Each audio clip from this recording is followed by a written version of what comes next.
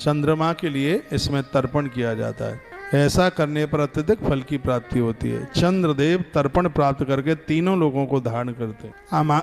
अमावस्या के दिन चंद्रमा के लिए तर्पण किया जाता है। जड़व्रती तथा पितृभक्त व्यक्ति की सिद्ध चाण तथा गंधर्व गण उसकी प्रशंसा करते हैं, जो गया जी की यात्रा करते हैं, जो पूर्वजों के लिए जल देते हैं, पुरखों के लिए पानी देते हैं। जल में कुसा, तिल, दूध, ये चीजें बहुत मायना रखते हैं। जनेऊधारी तर्पण करता है। देवता गंधर्व, देखो एक बात बड़ी अद्भुत बात कही है, जल देने वालों का जगह एक ही होनी चाहिए। या तो जल तीर्थ में दे, घर में भी दे, तो 16 दिन वो कहीं जा नहीं सकता। ऐसा नहीं कि एक दिन तर्पण बद्रीनाथ में, एक दिन तर्पण फरीदाबाद में कर दिया, एक दिन बल्लभगढ़ में कर दिया, एक दिन दिल्ली में कर दिया, एक दिन नोएडा में कर दिया, एक दिन वृंदावन में जाके कर दिया, एक दिन कहीं और दूसरी जगह जाके कर दिया। नहीं, पानी 16 दिन एक ही जगह, कहीं भी आप तीर्थ में तो वहां से दीजिए, घर में तो घर से दीजिए।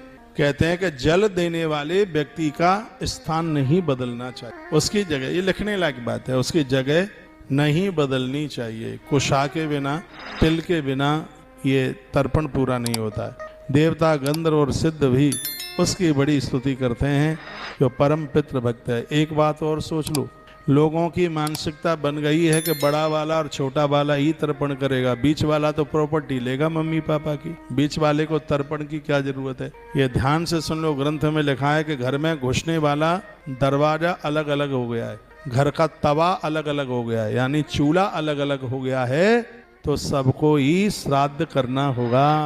इतना ध्यान रखना। जब तक एक ही घर में है वो बात अलग है। एक घर में तो 10 मंदिर की जरूरत नहीं है, एक ही मंदिर से सबको पूजा का फल मिलता है। लेकिन सबके चूल्हे चौका अलग अलग हो गए हैं, सबके मकान अलग अलग हो गए हैं, सब चीजें अलग अलग, तो फिर श्राद्ध ही एक जगह क्यों? तो श्राद्ध भी तो सबको ही करना चाहिए। और ऐसा कहीं है नहीं कि बीच वाला ना करे।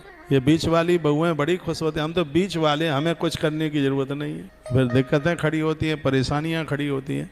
हाँ, तो इसमें तो कहा कि जो पितृ भक्त है कोई भी है, श्री भरतलाल जी बीच वाले नहीं थे क्या? सब कुछ उन्होंने ही किया महाराज दशरथ के लिए, वो बीच ही वाले थे। तो माता पिता के लिए तो समर्पण सभी का ही होना चाहिए, सबको करना चाहिए। पितृ भक्त वह है जो तिथियों को जाने नहीं देता खाली, वो बड़ा बुद्धिमान है, जो पुरुषों, जो पूर्वजों के लिए ये सब कुछ करता है। एक बात और लिख लो, मघा श्राद्ध यदि पड़ जाए उसकी बड़ी महक, 21 पीढ़ियां तृप्त हो जाती हैं। मघास लिखा है, तस्मान मघाम वैवाक्षन्ति पितरो नित्यमेव ही। यदि श्राद्ध में मघा श्राद्ध पड़ गया, वो दिन कोई तिथि ना पड़े, यदि श्राद्ध में मघा नक्षत्र पड़ गया है, उस दिन